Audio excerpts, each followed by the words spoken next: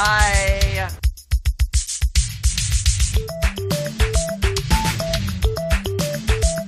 It's time for Blumpkin and Friends, starring your host, the Reverend Johnny Blumpkin.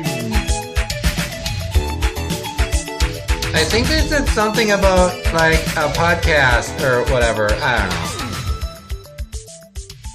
Hey kids, I'm the Reverend Johnny Blumpkin, and with me here today is my friend, Robert Murderface. You're gonna have to get a little closer to the microphone.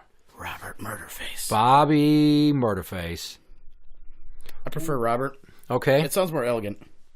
you're going with a more professional sounding title. Yeah, why not? He's here in his best IWA Mid-South hoodie. Army hoodie, and actually under Another one? T-shirt of the exact same design. Oh, multiple layers. Yeah. He's very beard-clad. Mm-hmm. He's a As true usual. Minnesotan. Minnesotan. Yep, Hard T on the end there, huh? there is. All right, right on. So, how I know Mr. Murderface here, and by the way, I'm the one who gave him that nickname. Yeah, solely you. Once upon a time ago, I was obsessed with Metalocalypse, and just for some reason, I started calling him Bobby Murderface. Because he used to post videos of himself smashing light tubes over his head and That has happened. one-man hardcore wrestling videos, basically. Yeah. Basically some sort of form of self-harm, I would imagine the doctors are going to say it is.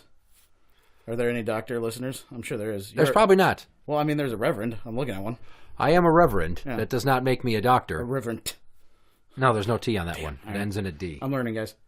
So we used to work together at Menards once many moons ago. Many, many moons ago. And just going through my notes here. When did you get ousted from Nads? Ah, Like what year? Oh, late 12 08? 12 years ago last month. Wow. Yeah, That's a long time. That long ago. Yeah, my 08 to about early 2011 is very skewed. Because Alcohol. That is correct. Copious amounts. fair enough. And has the alcohol ever caused you to have any accidents? Such as I don't falling know. into light tubes. For whatever. Yeah, that has definitely happened. I've got many scars on the arm from the drunken shenanigans I used to get into.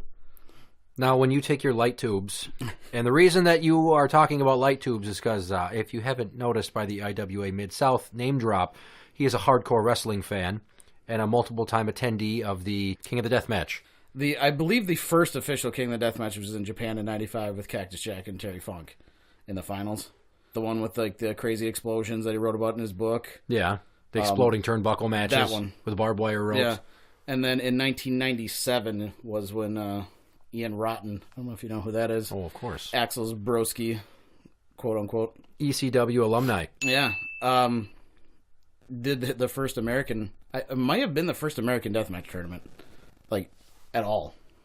So, yes, he is obsessed with hardcore wrestling, and I have a question while we're on the topic of that. When you crisscross your light tubes to make, like, a hashtag out of them, is that called a light tube log cabin? It is. Because I was trying to Google this shit last night, and I put in light tube log cabin. Fucking just pictures of log cabins. Really? Or fluorescent light tubes. I mean, they've been Never around. the two They've been together. around long enough that you would think maybe that's a YouTube search. It could be. Yeah, It could be. There's certain things that are visual, like video instead of just a picture.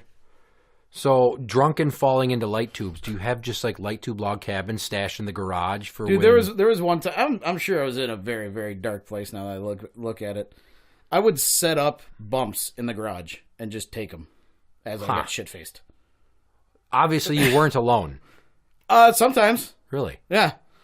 I remember one specific time I came in and I'm like, now how am I going to glue this hole in my arm back together? This super glue. That's what I did. I'm And like, duct can tape. I let's see, can I do that with one hand? And then I woke up and forgot it was there. What is this? What other kinds of drunken shenanigans, accidents, and injuries, and? I rolled my ankle once. But that's not as trying to bad do as like laundry. falling down the stairs, It was down the stairs. was it? Yeah. I missed the final two stairs. Oh, Oh, and then I'm not exactly a small human being, so all my weight came down on top of my ankle, and I thought I broke it. You know that pain, like when you start to like instantly sweat and get like nauseous and stuff? That happened. I don't think I've had that before. I've never been that hurt. I've had some injuries in the past that kind of took my wind for a moment. Yeah. But most of them involved my teabag. Yeah. Never the breaking of a bone. No, I've definitely had that several times where you get like nauseous and you got to kind of concentrate on not vomiting. And then you just, all right, I can finally look at my ankle. I was fully expecting to see blood. Or like a piece of bone jutting out. It hurt that bad. Jesus Christ. So now I tend to not do physical activities at all, but especially when I'm drunk. That's probably for the better. Yeah. Now, how we got to bump into each other recently was at First Wrestling's WrestlePalooza Night 2. It was at Night First 2, Avenue. yeah. And I forgot they had 2 nights. You had a healthy buzz going. Yeah, I mean, I tend to do that still. Not as much. I think I made a decision that, hey, I don't like going into work hungover. It really sucks. So now I drink about 1 day a week, Fridays, when I don't have to do anything on Saturdays. And I was immediately excited to see you because I had not seen you in person in a few years. Yeah. I'm trying to think of the last time. The last time that I recall, and it's probably way further back than that, was that Ring of Honor show at the St. Paul Armory. Do you remember that? I feel like I saw you after that. Do you remember approximately what year that was? If I had to guess, it was 2007, so it has to be way before. We've definitely seen each other before that. I saw you after that. Yeah. When I was in the store when you still worked there, because we were both going to the same Five Finger Death Punch show at The Rock in Maplewood. Yes. That's the last time I saw you. Which was a shit show. Kind of, yeah. Did I ever tell you about that? Like, I suppose we haven't had the opportunity. No. At that show, there was a drunken dude that decided to just start the pit in not an appropriate place to start the pit. I don't know if you ever like in the seen bathroom. That guy. Like, you know how there's the main stage and then there's like the 2 side aisles that go back and then they go outside. Yeah.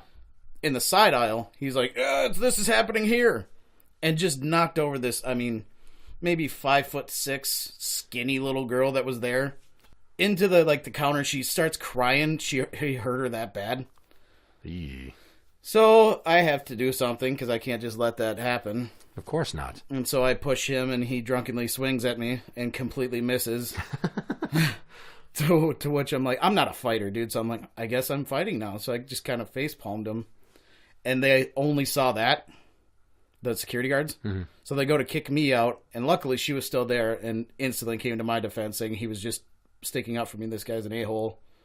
Please kick him out instead of him. Holy shit! Now that you talk about this, if you're facing the stage, it's to the left, right?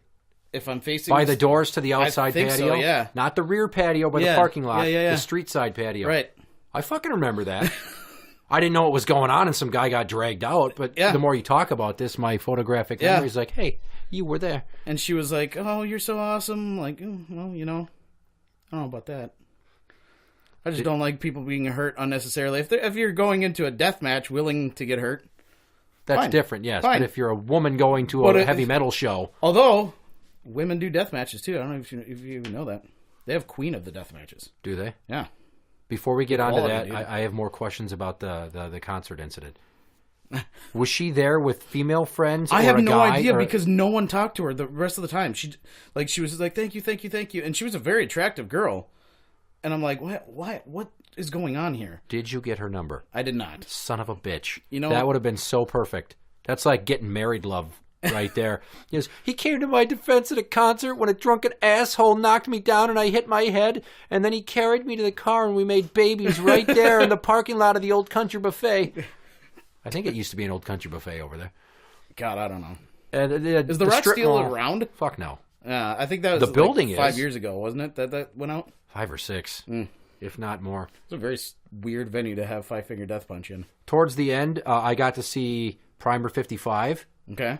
With about 35 or 40 people there. I saw Skin Lab with about 18 people there. And me and Rick James went to see Earshot because I had always been into them but never seen them live.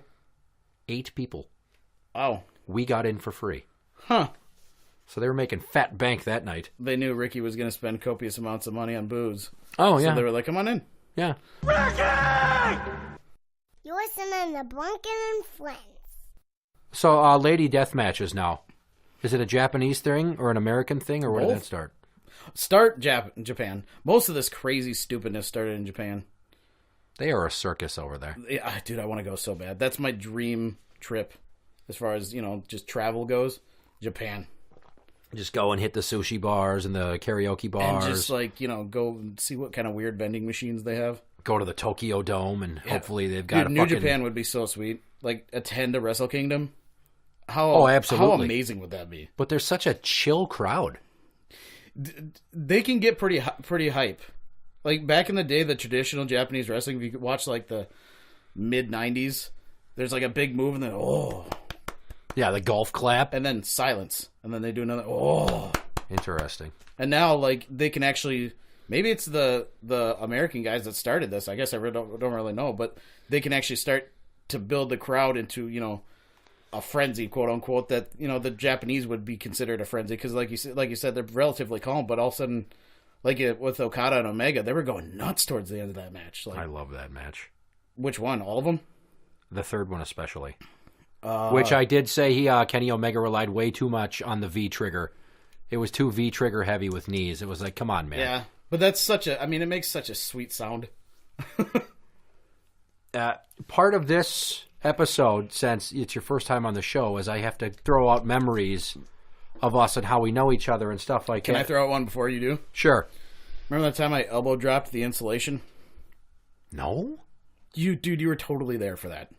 Was it in the insulation The insulation bay, there was rolls of insulation about 6, 7 piled up. And I decided I was going to climb those, like, girders, like the 2x4 that hold up the roof and the outside yard that they built up. So I climbed that and I elbow dropped it, and the insulation proceeded to just red sea me, and I crashed right into the cement. Fuck. How did that feel? Bad. I think I equated to Cactus Jack elbowing concrete. I imagine you didn't fill out an OSHA report about that one. I did not. Well, it's good you bring up a work thing, because I want to bring up a work thing.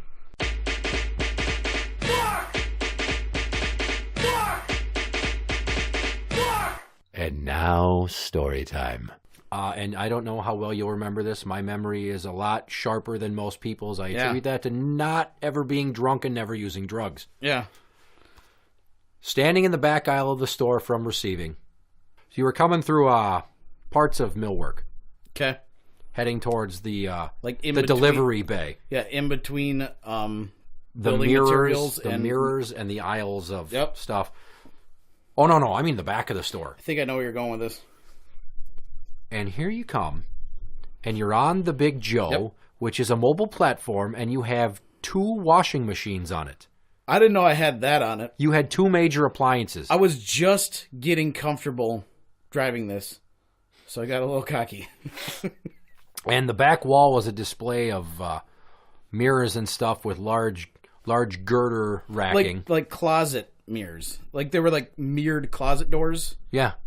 Heavy duty shit. Yeah. And I'm standing back there with another gentleman from my department and then 2 females. And all of a sudden, you take a sharp turn to your left and bank the Joe off of one girder. And then it sharp turns right and immediately crashes into a pallet of mirrors. Does not break the pallet. Does not break the mirrors. How did not break one single mirror? And the best part about it is I look at you and I'm like, what happened? You just go, I don't know. And then you speed off. And that was it. That was the fucking end, is you just hightailed it out of there out of fear. And then I went up to the front of the store. That sounds about right. Just Yeah. And I go to the front of the store and I find the store manager. I'm like, I need you to do me a favor. Can you meet me in the security room real quick? He's like, now what? What? And it's essentially, something. Yeah. I don't remember his last name legitimately. That's fine. I'll just bleep his first name anyway. I do that most of the time. Yeah, all right. So me and we go into the security room, and I go, cue up the camera to the side of receiving through millwork from about 10 minutes ago. And he cues it up. And I didn't tell him what we were looking for. I'm like, I just want you to know that everyone's okay. Now hit play. And he did. And he sees it. He's like, holy shit. What the fuck? And I'm laughing hysterically. And the door is shut. So outside the door are all the registers where people can hear this shit. And I'm like, all right, do me a favor, play it again. And he plays it again. And I'm still laughing. And he's just shaking his head and rubbing his eyes. And he can't believe it. I'm like, seriously, nobody got hurt. And nothing's broken. It's fine. I'm like, so play it again. But this time I want you to do it in slow motion. Yeah, he told me this entire scenario. He you fucking guys were doing played commentary and shit. He played it in slow motion. I almost peed my pants. Somehow it got, even though it was like the fourth time I had seen it total, and it's in slow-mo, it's even fucking funnier. I'm glad I could bring that. That's joy one of to my your all-time favorite Menards memories. Just because it was such an odd happenstance. I think it was on like a Sunday evening. Probably. The store was dead. I'm surprised nobody got injured. Just Bob cruising along. Ping, ping. Yeah, just boom, boom. What happened? I don't know. See, I got stuff to deliver. And then, yeah. I think Ricky was my boss, wasn't he? Yeah, at the time. Because he's the one that went up to me and was like, dude, what the heck? And I'm like, I don't know. I got a little overzealous. He's like, okay. I mean, things did get broken. I'm like, except my pride, you know. You, once upon a time ago, and another gentleman from receiving, Yeah. had aspirations of, and I don't know if it was supposed to be a rap album. Jesus, I have no idea what you're talking about. Seriously? Yeah. You guys Dude, started they were dark coming days. up. You started coming up with song titles for an album, if you had a band. And I have forgotten all of them except for one, and I have brought it up on this show and name dropped you in the past. Wow. Don't ask me how many times or what episodes. Did you name drop me as Bobby Murderface? I did. Awesome. I did. The song title was, and I quote, Sharp Dicks and Bloody Assholes. I hope you're not going to ask me to explain that.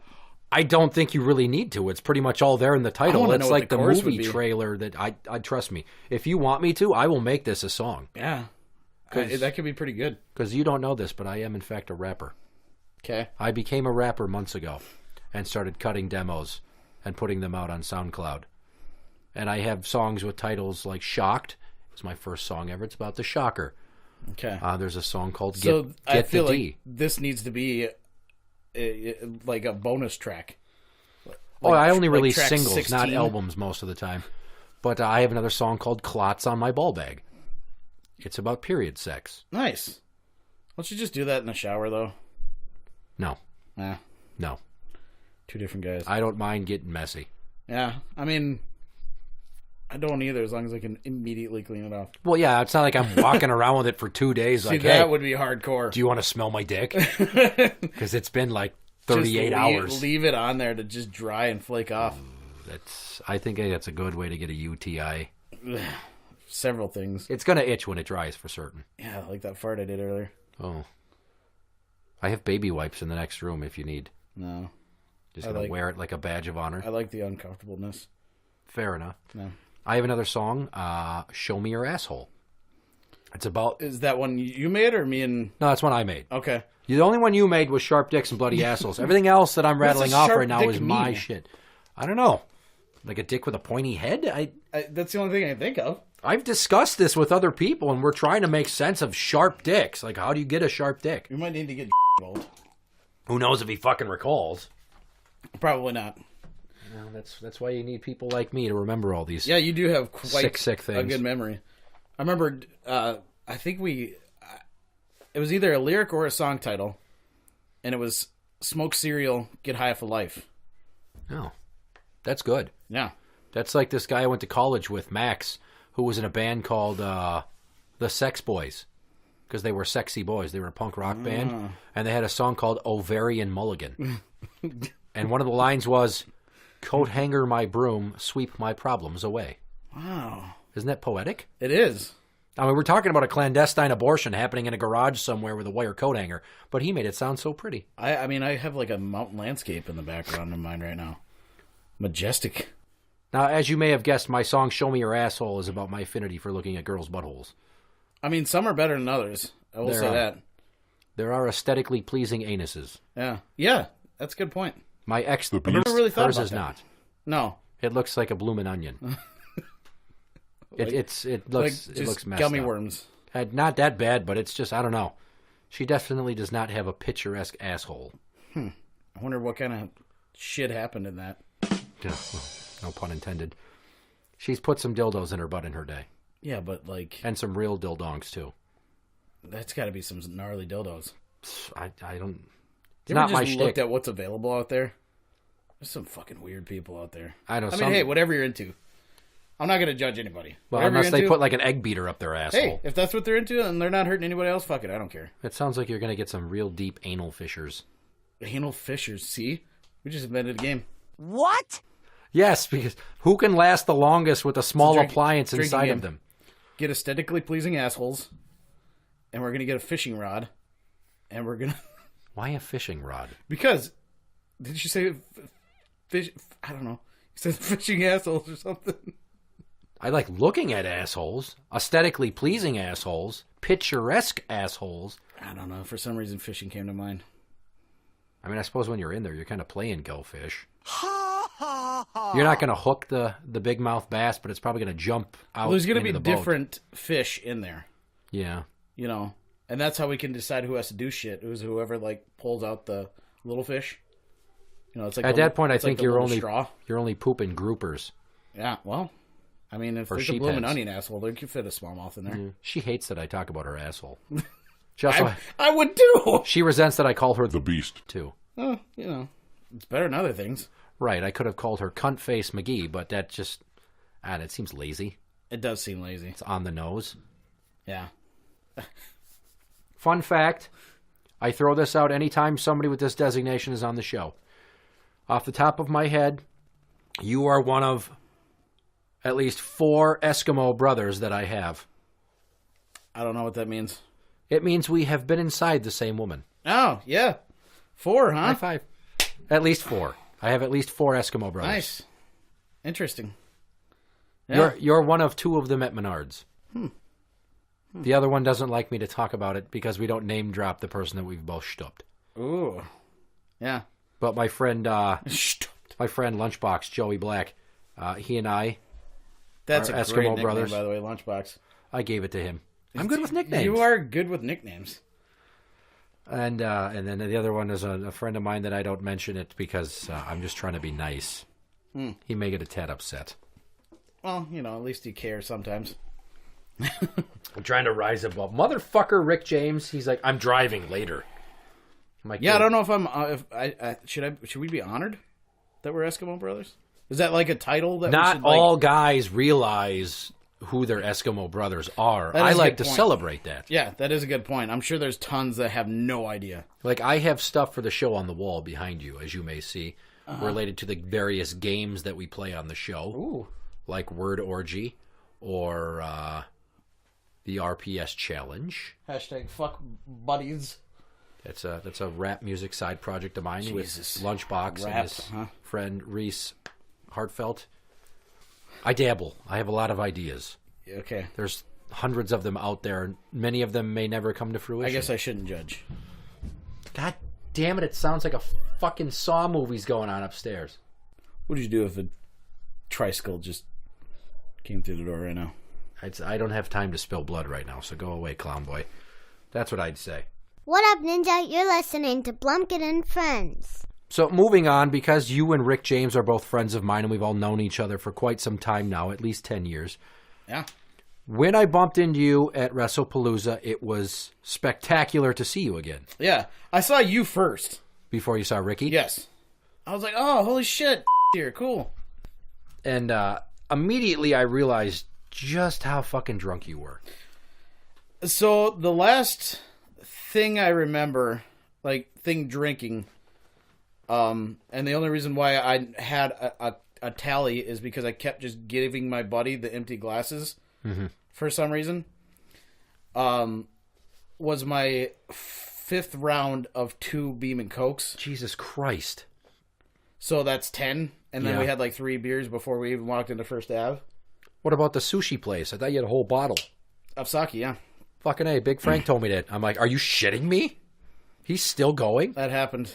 I just want you to know that I was elated to see you, and then immediately afraid. Because you have nothing to be afraid of. that's the thing, though, is because when people are drunk, and maybe this is just me around bigger guys that I know, I'm like, he's the kind of drunk where I'm not going to be upset if he gives me a big man hug, because that's appropriate. That's good etiquette. Yeah. But I've also been around Rick James when he's so drunk that I was afraid he was going to punch me in the face, not even for anything I had done. Just because you're a person. Because he's There's a throwing face. lawn chairs and having a drunken hissy fit. Yeah. And I don't have many hissy fits, but I've definitely had them. he was talking while gritting his teeth. It was dark. And I just closed my eyes and just waited for the punch. And it never came. And then all of a sudden I open my eyes and he's like 20 feet away. I'm like, oh, thank God. So you were that kind of drunk that I was like, oh, shit. Oh, God. Because then you start trying to put me in a fucking chokehold from behind. I'm Don't like, remember that at all. I don't even know what's going on right now. I'm just going to try to wiggle out of it. And I did a good job of avoiding it. Good. And then we talked about how we hadn't seen each other in a while. Yeah. And this is where the night took a strange, strange turn. Indeed. Because you said what's up to Rick James, and then you stopped, and you looked at me like, hey, I got to ask you something. I fucking kid you not. I knew immediately what you were going to say. I telegraphed what was coming out of your mouth. You're like, do you remember the time after my mom killed herself that Rick James said that she killed herself because of me to get away from me? I'm like, how do I say no to that? Because I fucking remember it like it was yesterday. I could draw you a map of where we were in Steiny's garage. Yeah. Next to the beer pong table. Yeah, and I just said, exactly. It was me, you, him. And a few other random chuckle fucks in the background. Yeah. And, like, it didn't hit me.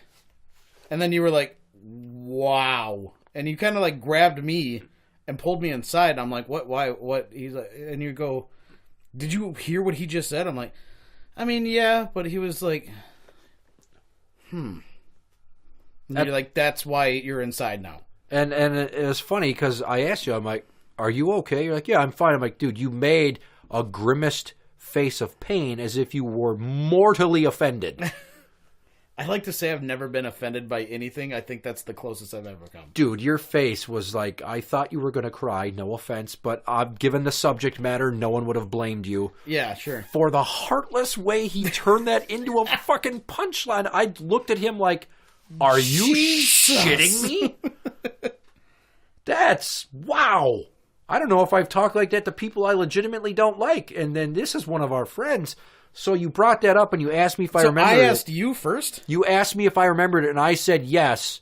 And then I recalled it back for you.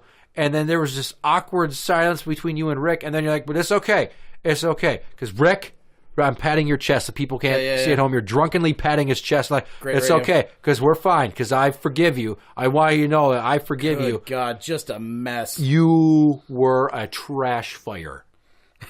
It was ungodly. And I was like, this is both uncomfortable and whimsical at the same time. And I don't know how we got to the intersection of that. I don't know if I should stand here and just watch, or if I should let them have this moment. What should I do? I don't know. It's kind of like watching a lion and a rhinoceros 69. You don't want to see it, but you can't look away. Dude, I want to see that. So then you guys hugged it out, and then you reassured me multiple times over the next, 15, 20 minutes, because we were sticking around after the show talking to people, and it came up 2 more times. And I just kept giving you hugs because I was afraid that you were going to cry or punch Rick. I was just worried. I'm like, that's a pretty heavy subject matter to be bandied about like it's cannon fodder. And then you, the ultimate bigger man, is like, but I forgive you. And you're drunk. So this is liquid courage mixed with absolute truth. I'm like, this is my last supper right here. Fuck the washing the feet with the perfume, Jesus. I want to be here. Yeah, I tied one on that night. Very, very, very vague. Apparently, I punched one of my other buddies in the face that night, too. Oh, don't remember doing that. See, so I was well within my realm of possibilities to worry about you being drunk and punchy. Typically get punchy. I don't know. Shit happens. I mean, we were watching wrestling. We were. You get a little, rambunctious. A little bit, but the show was over, so there's really nothing to be rambunctious about. At that point, it was pretty much, just the end of the show and random shit happening. God. Yeah, recall seeing Rick. I recall seeing you and then seeing Rick. That's about it. This is why it helps to always be the sober cab. Yeah. Because then when people are like, I don't know, do you think it happened that way? I think it happened this way. No, and I can be like, definitely happened this way. Gentlemen, let me give you the director's commentary reel. I remember my buddy was like very concerned that it was taking me so long. To leave? Yeah. I remember I was talking to Rick and he came up and was like, oh, hey, dude, we got to leave. I was like, all right, yeah, a little bit more. And so he goes, apparently this Uber had been waiting for like 10 minutes. Oh, Jesus Christ. So finally he's like, we need to go. And like, he's not, when he's serious, you can tell he's serious. And I was like, whoa. And it kind of like snapped me to a brief moment of like lucidity. Mm-hmm. And I was like, oh, all right, see ya. And I think I just walked out. Didn't even say goodbye to you guys. I just kind of walked out. Well, I was trying to get everybody out the door, and then I went outside, and I waited for 2 minutes, and the guy at the door is like, is everything cool? I'm like, I just came out, and my friends are all shit-faced and still in there, and they were supposed to come outside with me, and they didn't, so is it okay if I go get them? I mean, here's my arm. He's like, yeah, you're fine. Because I still have my wristband. Obviously, I wasn't going in there to, like, commit any random acts of terrorism. Yeah, it was a good time. Yeah, I think it was. Hi, it's the Body, and you're listening to Blumpkin and Friends. We've reached the point in the show when it's time to play a game. And the setup why I told the story about you and Rick at WrestlePalooza was so you could settle this in an RPS Grudge Match. Ladies and gentlemen, boys and girls, children of all ages, Blumpkin and Friends proudly brings to you the Rock, Paper, Scissors Intercontinental Championship Challenge Championship of the World! Rock, Paper, Scissors Intercontinental Championship Challenge Championship. This is a non-title match. Why? Because you don't just walk in and get top billing. I do whatever the fuck I want, first of all. The real champion, the official champion, she has not been on the show in like over 100 episodes. And I'm the interim champion. Okay. And I'm not giving out interim championship title shots to people. You're not a defending champion, huh? No, it's all for honor. I'm waiting to get her on the goddamn show because our work schedules are a nightmare. You should have a real title belt. Well, it's funny you bring that up because you remember once upon a time ago when I gave you that old late 90s WWF belt? You did not give me that. Didn't I give that to you? No, you gave it to Rick and I was going to fight him for it. Ah, fuck. I don't think he still has it. We had a whole feud for that. See, there's another wrinkle to all of our intertwined three-way friendship. And it was the old school WWF one. Yeah. It was sweet. Yeah, once upon a time ago when I worked at Target, I got it. Yeah. Ask me how much I paid for it. $9. That's how much it cost. Wink. Discount. Oh, gotcha. I did not pay full price. So, how this works, and I stole this from Graham of It Radio's old show, because that's like the sister show to this. Okay. Blumpkin and Friends is the spiritual successor to It Radio. Gotcha. He had the RPS challenge. It's 5 hands, rock, paper, or scissors. You don't have to do the motions. You just say what you pick. Okay. And then we do it that way. It's kind of gimmicky and lame, but it's fun. Gotcha. It's fun. And this proves who's the loser. You or Rick James in this. I mean, I'm definitely a loser. But in this... So, without further ado, Bobby Murderface versus Rick James, RPS Challenge. I mean, it's definitely scissors. Well, we're not going... You got to wait until I say the thing. Dude, I'm excited. I'll point you.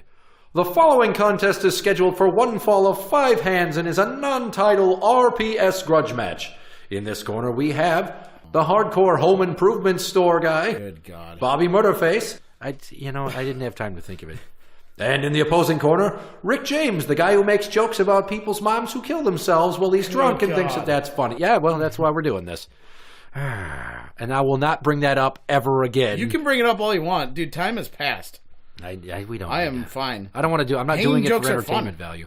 Huh? Why can't hanging jokes be fun? Suicide jokes are great. Jesus Christ! You didn't tell me how she did it. Yeah, took a whole bottle of Trazodone and then hung herself after a bottle of vodka. Well, this got dark in our Well, I mean, no, it was light. There was a light on. Dear God. Hand number 1. Scissors. You Very clear. went scissors. Rick James went rock. Son of a biscuit. 1 point for Rick James. Hand number 2. Wait, I detect a theme here. No, I'm thinking too much into it. I'm going to go scissors again. You're going to go scissors. Rick James went rock. Yeah. 2 points for Rick James. Hand number 3. I'm going to go rock. You went rock. He went rock. That's a tie. There's no point. Okay. So now you got to run the table just to put it into overtime. I'm debating on if he's doing what I think he's doing or not. Hand number 4. Think it through. Paper. You went paper. He went rock. That's a point for you. Hand number 5. He's a dastardly devil. I'm going scissors. You went scissors. He went rock. Damn it. He just picked rock 8 times. I thought he was just gonna go like, rock, paper. All right, bye. Yeah, no, he didn't swerve you. He made you overthink it. Yeah. And he took you down in your first appearance on the show. I mean, I'll take him down in real life. He made fun of my dead mom. That's them's fighting words. I'm gonna stick a jam jar up your ass and break it, so you have to pick the broken pieces of bloody glass out of your butthole. Don't threaten me with a party. Yeah, sharp dicks and bloody assholes. Like, I'm not kidding you. I will write you that song. You're welcome. I will write it for you. Remind me when your birthday is. May 27th. Interact with the show on Twitter at Blumpkin Show. That is at Blumpkin Show. You can find us on Facebook at facebook.com/group/Blumpkin and friends. We are on iTunes and on Podbean at blumpkinshow.podbean.com. For original music, go to soundcloud.com/BlumpkinMusic. And for other shows on the same network, go to infirmary.org for Infirmary Media Podcasts. I'm the Reverend Johnny Blumpkin. And I am Bobby Murderface. Good night.